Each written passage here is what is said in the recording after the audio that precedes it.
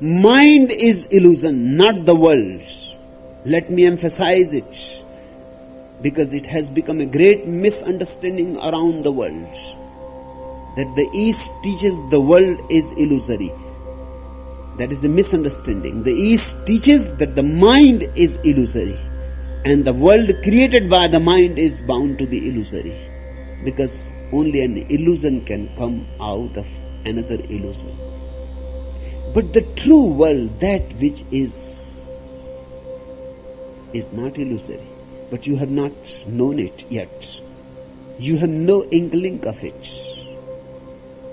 You can know it only when you drop all dreaming. It is said that when Rabbi Kotzker drove out of town with Rabbi Hirsch of Tomasho, they came to a bridge where several women began to throw stones at them. "Have no fear," said the Kotzker. "They are not real women, nor are their stones real. They are mere phantoms." Rabbi Hirsch was silent for a moment, then asked, "Might we not be phantoms too?" "No," came Kotzker's answer, "as long as we have at some time had a genuine urge to repent." The word repent has to be understood. It has been misunderstood down the ages.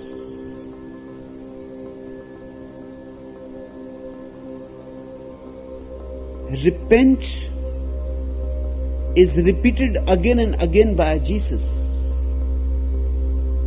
He says again and again, repent, repent, because the end of the world is close by.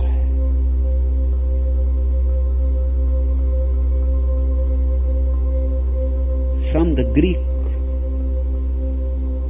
when Jesus' statements were translated into English,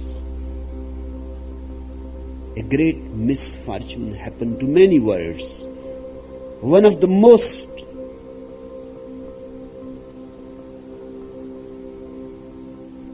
is this word repent that has suffered.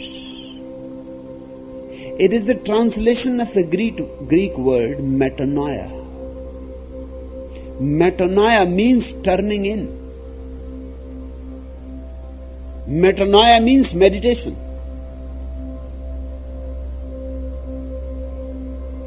Repent also means return.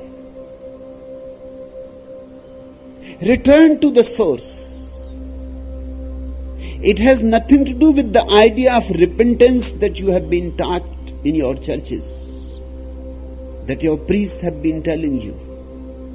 Repent has nothing to do with repentance.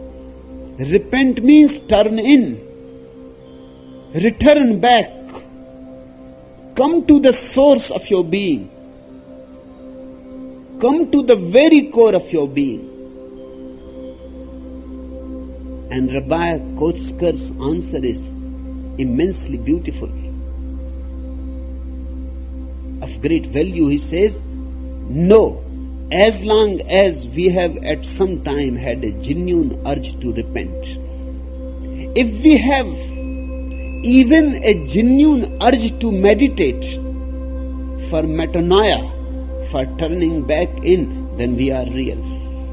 But we are real only in meditation. Otherwise, we are also unreal. Because in meditation, dreaming stops. That's what meditation is all about. A stopping of the dreaming mind. No dreams, no thoughts. A total silence. Nothing stirs. Absolute stillness. Not even a ripple.